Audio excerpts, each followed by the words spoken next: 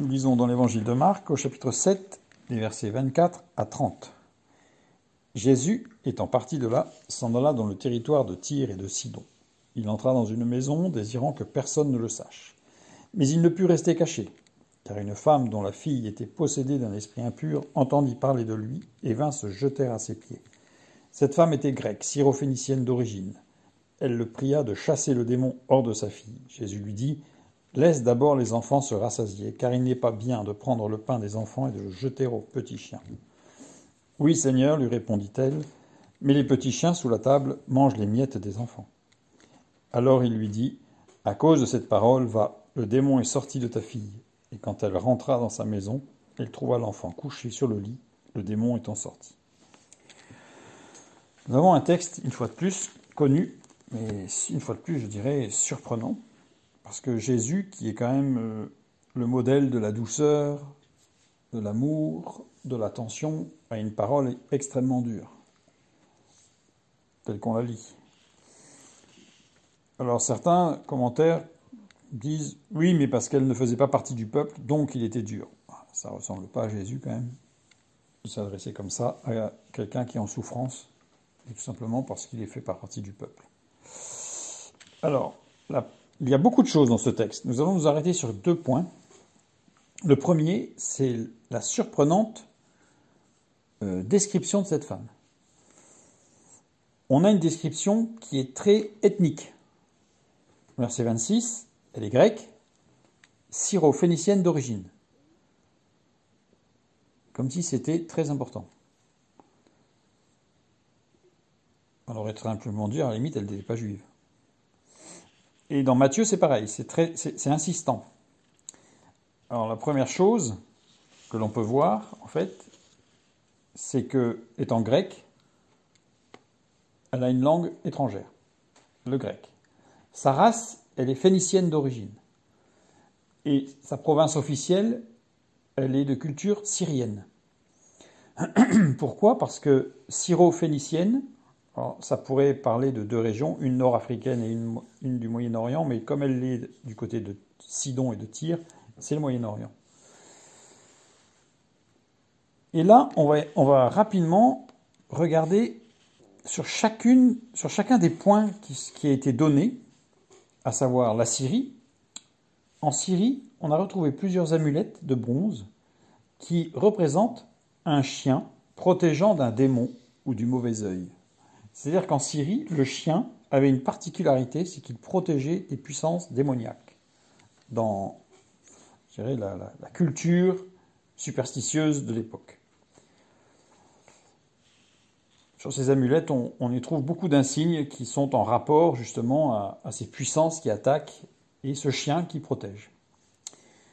Chez les Chaldéens et les Phéniciens, puisque c'est syro-phénicienne, il y a 3 types de bétiles, c'est-à-dire de pierres sacrées qui sont considérées comme étant protectrices et venant des dieux. Certains de ces bétiles sont surmontés d'un croissant de lune, certains sont surmontés de 2 cornes de taureau, ce qui se ressemble beaucoup, et certains servent de piédestal à un chien assis. Une fois de plus, nous retrouvons le chien, sachant que le chien assis est particulièrement associé à un signe sacré dont la figure hiéroglyphique primitive est celle justement du chien assis. D'ailleurs, s'il se prononce dans la racine, il se prononce Our, qui veut dire lumière dans toutes les langues de cette époque et de cette géographie. Et on nous dit que Jésus il va à Tyr et Sidon. À Tyr, eh bien, il y avait une triade formée par Baal, Astarté et Melkar. Melkar était la puissance tutélaire de la cité. Son nom signifie roi ou seigneur de la cité. Melkar. Et en Phénicie, ce dieu Melkar est associé au chien. Chez les Grecs, il est associé à Héraclès, ou Hercule chez les Romains. Et de nombreuses monnaies de Tyr représentent Melkar par un chien et un murex, c'est-à-dire un coquillage. Et là, de fait, on comprend mieux pourquoi Jésus parle des chiens. Parce que dans la culture biblique, le chien n'est pas particulièrement présent et ne représente pas grand-chose. Or là, tout d'un coup, on a Jésus qui Il presque se fixe, comme s'il fait une idée fixe là, sur le chien. Et elle répond, elle comprend le message. Elle comprend le message que Jésus veut lui faire passer. Et c'est cette compréhension du message qui va lui permettre d'accéder à la guérison. Parce que sinon on se demande, c'est juste parce qu'elle accepte d'être humiliée. C'est quand même curieux. En fait, ce n'est pas ça. Maintenant qu'on a vu le contexte, revenons sur ce que dit Jésus, rapidement. Le deuxième point. Au verset 24, on nous dit qu'il entra dans une maison. Le mot maison, oikia, qui veut dire maison, famille ou temple, peu importe, mais surtout il est décliné à l'accusatif. Ça veut dire qu'il faudrait traduire par il rentra dans la maison. C'est-à-dire cette maison, elle était destinée à ce qu'il vienne. Il est venu dans cette maison. Il n'est pas rentré dans une maison parce qu'il y avait de la lumière. Il est venu parce qu'il y avait besoin dans cette maison. Désirant que personne ne le sût. Le mot désir ici, télo, qui veut dire consentir. Il consentit à ce que personne ne le sût. Pas du tout la même chose. Et le mot qui a été traduit par personne, oudeis, qui veut dire personne de capable, ou aussi un cri d'espoir qui appelle au secours. Et c'est là, Jésus répondait en fait au cri d'espoir de cette femme. Et on le sent bien parce que, et il ne put rester caché, ça c'est du fait que cette femme l'a interpellé en fait.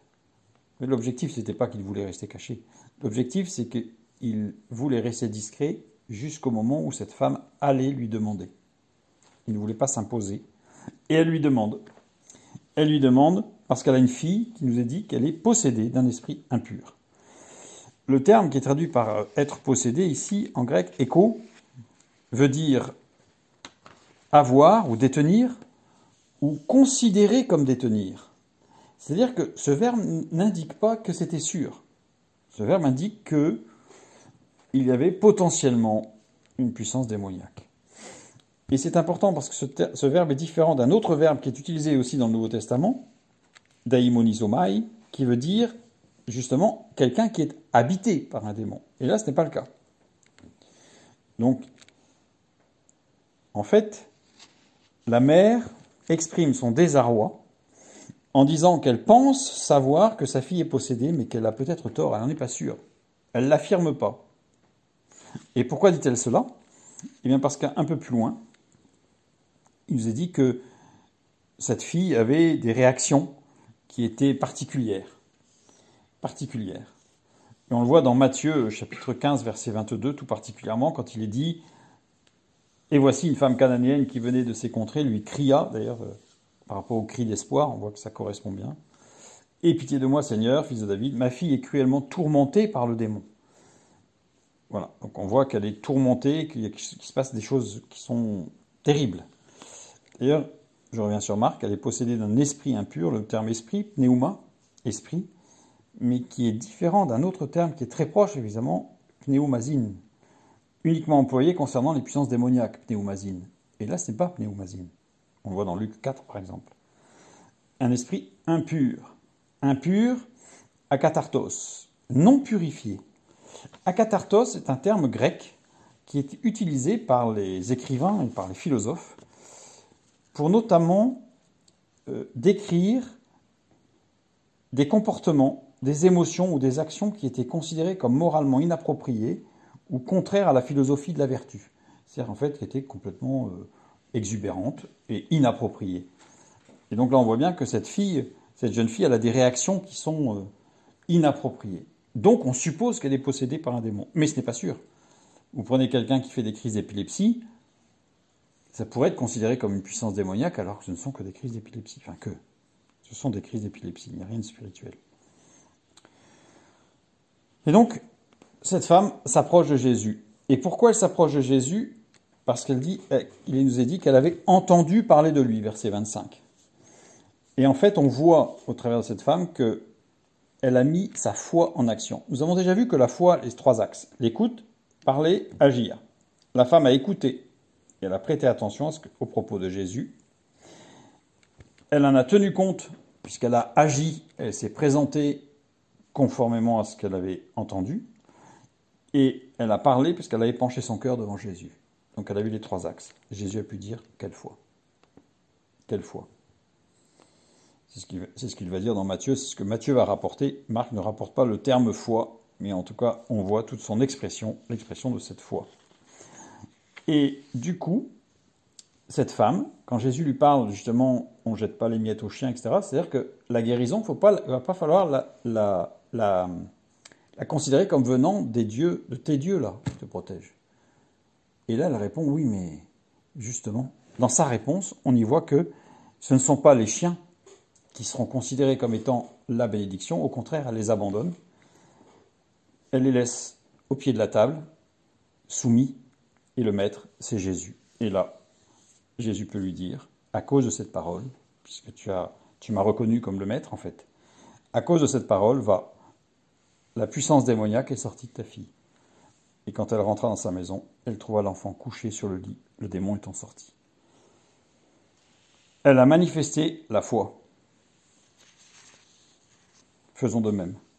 Manifestons la foi dans tout ce qui se passe. Approchons-nous comme elle de Jésus et acceptons de laisser de côté ce qui pour nous semblait être notre appui le plus ferme.